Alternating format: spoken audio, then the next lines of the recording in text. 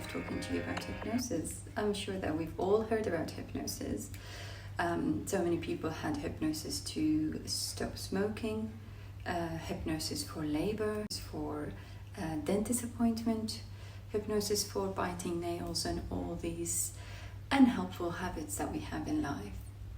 My experience of going through hypnosis and seeing that on my clients as well, and how important it is in their life to explore all these hidden memories that were pushed into the subconscious, and sometimes they are stuck in a loop and they just can't get out of the time they experience different situations in their life.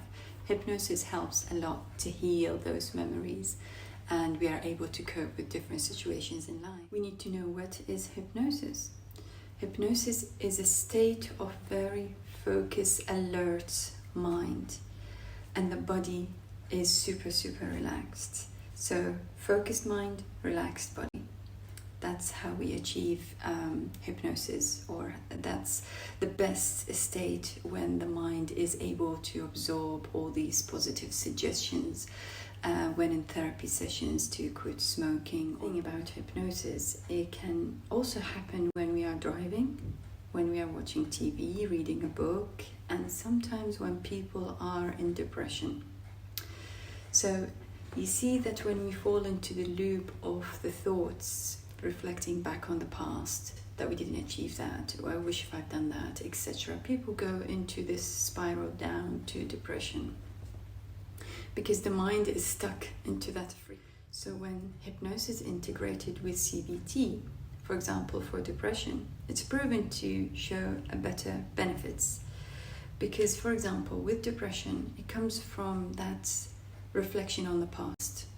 I didn't do this, I've lost this loved one, and they are stuck, and the self-blame or the self-damning and the self-deappreciation. With CBT, they come with this feeling of feeling down, and the behavior is they're not leaving the house, and they're not interacting with others, they are in. So this is the feeling and the behavior. Then we explore the thoughts, what's happening in the brain, and as soon as we explore that, they are able to have intellectual insights. But then when the hypnosis comes in, it helps the client comes out of this loop, able to come out of this frequency, this trance they are in, the depression, the trance or state. I've talked about brainwave frequency, and I think it's worth exploring. We have 5 different brainwave frequencies, and you'll be surprised to know what kind of activities we do to be in, or for the brain to produce them. And I'll try and break it down in a really simple way for us to understand it, to know what's happening in our brain and how we react differently when, for example, when we hear a music, or when we are sitting alone, or when we are sitting in nature, or it's at so many different situations. So when we are in hypnotic state, in a trance, no one can ask us to do anything that we don't want. No one can control you or do the brainwash. That is not possible, because I just gave you the definition of what is hypnosis. Hypnosis is when the brain is super focused and alert. The body is relaxed, but you are able to come out of this state anytime you want. It's not something impossible for you to come out of the state you're in. What are the 5 brain wave frequencies? The first one is beta. Beta frequency is the very fully engaged and focused brain, and this happens when we are engaging, interacting with people, getting on with our life, walking, interacting, talking, buzzing, doing all sorts of things in life in general on a daily life basis. And then the second one we have alpha. Alpha is the daydreaming, the restful brain. So we know that sometimes we drive from A to B destination and we don't know how we got there. This is a trance state. If we're sitting and watching a TV, this is a trance state. Reading a book, sitting on a bench in a very peaceful state of mind.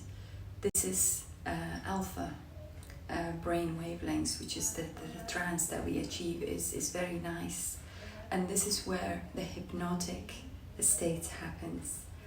And this is when the brain is able to respond to any kind of positive suggestions to make the change in behavior. We have the third wave of frequency is theta. Theta is the light sleep. It's a deeper state of mind, deeper than alpha, which we are very, very relaxed. This is the light sleep when the rapid eye movement happens. This is when our brain becomes really dreamy. And you will notice so many people go for theta frequency therapy, like sounds or being guided, because this is where they can visualize things and they are more creative and they are able to move on in life and make use of this frequency in order for them to achieve something in reality, to speed it up, to manifest. And then we have the fourth wave, which is the delta. Delta is the deeper state of mind. We're going into a dreamless state, into very, very deep, into the unconscious, which is a very, very slowest frequencies. So the more alert we are, the more frequencies we have, the calmer and less activities we do, the lowest frequencies we have for these waves. So with gamma wave frequencies is the fastest frequencies that we have in the brain. And I believe this is when the brain is processing so much information. This is when the brain task where they have to solve a problem under a kind of situation, and therefore the frequencies is really, really high, higher than the average, which they believe is more than 40 hertz. And all these frequencies, they are measured using the EEG, and there are quite a lot of research studies done on that. They look at when these alpha waves are disturbed, what happens to the body. How is the brain functioning very well when we are stressed, when we are into this rapid eye movement, when we are dreaming, which is really interesting. And to understand about the brain is electrochemical organ.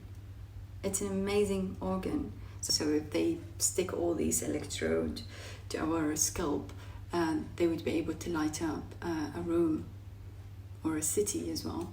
Because we have this important and amazing organ here, we have to make sure that we take care of it. We relax, we increase those alpha waves. They are very important, which is when we go into hypnosis or the trance that we go into it. And how do we do that? We do it by learning how to be mindfulness, meditation, and this will help us to get calmer, less anxious, and in life. And this is very, very important. And connection with our intuition. It's like the inner guidance for our reality in a way. So stick to that.